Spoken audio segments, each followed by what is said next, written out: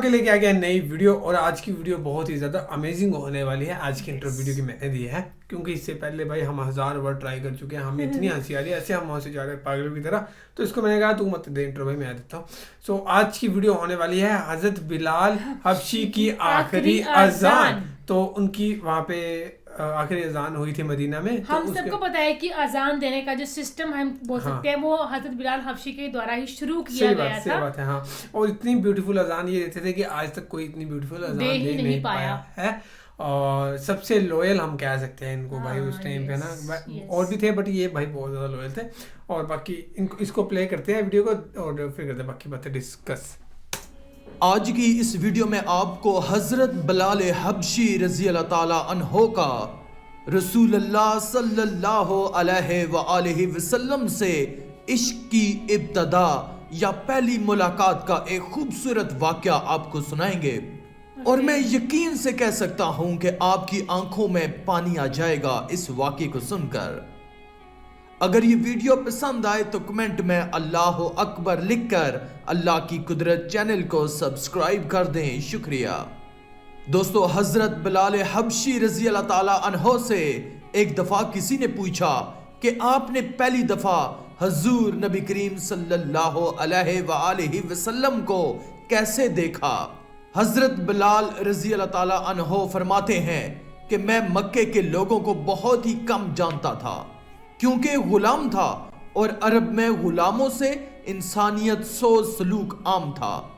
ان کی استطاعت سے بڑھ کر ان سے کام لیا جاتا تھا، تو مجھے کبھی اتنا وقت ہی نہیں ملتا تھا کہ باہر نکل کے لوگوں سے ملوں.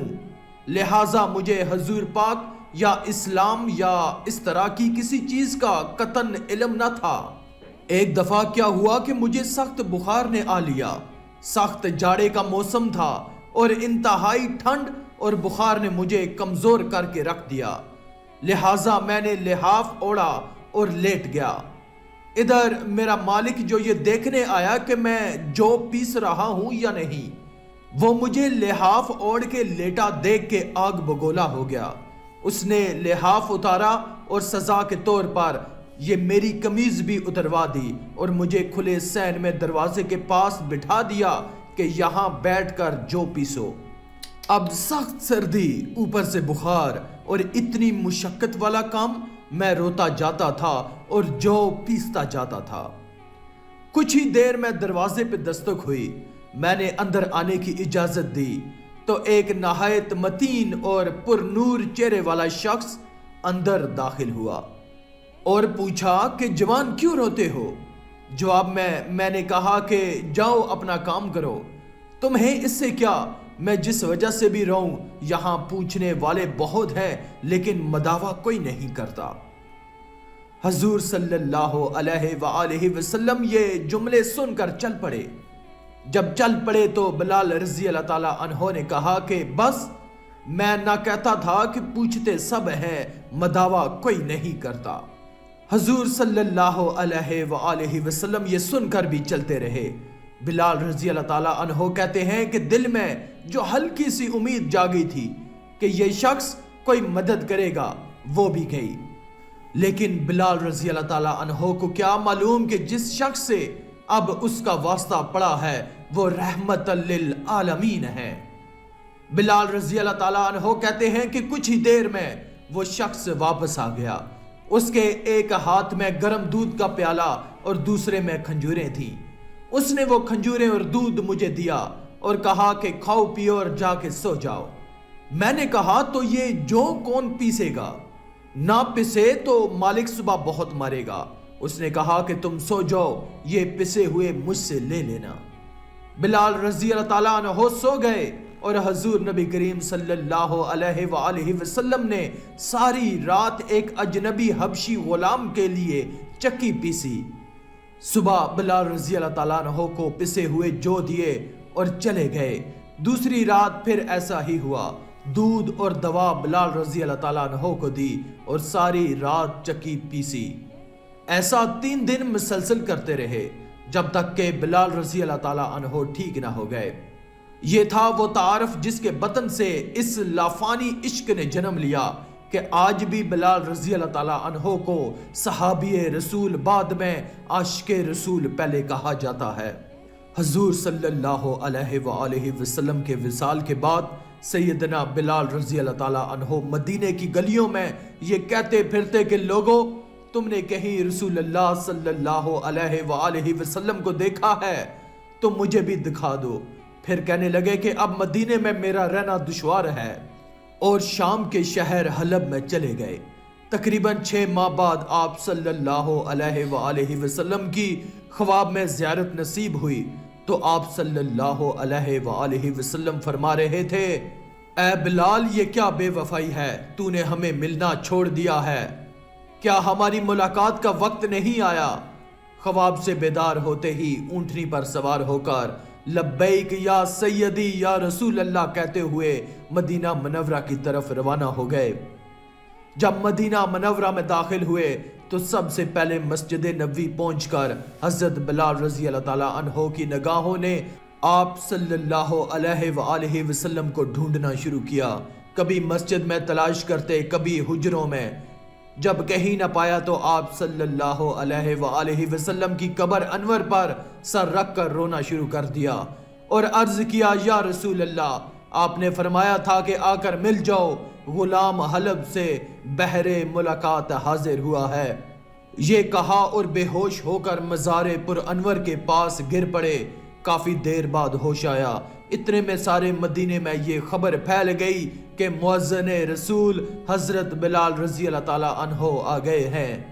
مدینہ طیبہ کے بوڑھے جوان مرد عورتیں اور بچے اکٹھے ہو کر عرض کرنے لگے کہ بلال ایک دفعہ وہ اذان سنا دو جو محبوب اللہ صلی اللہ علیہ وآلہ وسلم کے زمانے میں سناتے تھے۔ آپ رضی اللہ تعالیٰ عنہ نے فرمایا، میں معذرت خواہ ہوں کیونکہ میں جب اذان پڑھتا تھا تو اشہد ان محمد رسول اللہ کہتے وقت آپ صلی اللہ علیہ وآلہ وسلم کی زیارت سے مشرف ہوتا اور رسول اللہ کے دیدار سے اپنی آنکھوں کو ٹھنڈک پہنچاتا تھا۔ اب یہ الفاظ ادا کرتے ہوئے کسے دیکھوں گا؟ بعض صحابہ کرام نے مشورہ دیا کہ حسنین کریمین رضی اللہ تعالیٰ عنہ سے سفارش کروائی جائے، جب وہ حضرت بلال رضی اللہ تعالیٰ عنہ کو اذان کے لیے کہیں گے تو وہ انکار نہ کر سکیں گے۔ چنانچہ امام حسین رضی اللہ تعالیٰ عنہ نے حضرت بلال رضی اللہ تعالیٰ عنہ کا ہاتھ پکڑ کر فرمایا، اے بلال ہم آج آپ سے وہی اذان سننا چاہتے ہیں جو آپ ہمارے نانا جان اللہ کے رسول صلی اللہ علیہ وآلہ وسلم کو اس مسجد میں سناتے تھے۔ اب حضرت بلال رضی اللہ تعالیٰ عنہ انکار نہ کر سکے، لہٰذا اسی مقام پر کھڑے ہو کر اذان دی جہاں حضور صلی اللہ علیہ وآلہ وسلم کی ظاہری حیات میں دیا کرتے تھے۔ جب آپ رضی اللہ تعالیٰ عنہ نے با آواز بلند اللہ اکبر کہا، مدینہ منورہ گونج اٹھا۔ آپ جیسے جیسے آگے بڑھتے گئے جذبات میں اضافہ ہوتا چلا گیا۔ جب اشہد اللہ الہ الا اللہ کے کلمات ادا کیے تو گونج میں مزید اضافہ ہو گیا۔ جب اشہد ان محمد رسول اللہ کے کلمات پر پہنچے تو تمام لوگ حتیٰ کہ پردہ نشین خواتین بھی گھروں سے باہر نکل آئیں۔ وقت و کریازاری کا عجیب منظر تھا۔ لوگوں نے کہا رسول اللہ صلی اللہ علیہ وآلہ وسلم تشریف لے آئے ہیں۔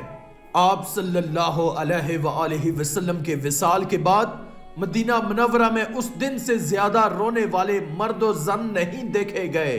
علامہ اقبال رحمت اللہ علیہ اذان بلال رضی اللہ تعالیٰ عنہ کو ترانہ عشق قرار دیتے ہوئے فرماتے ہیں، اذان ازل سے تیرے عشق کا ترانہ بنی، نماز اس کے نظارے کا ایک بہانہ بنی، ادائے دید سراپا نیاز تھی تیری، کسی کو دیکھتے رہنا نماز تھی تیری۔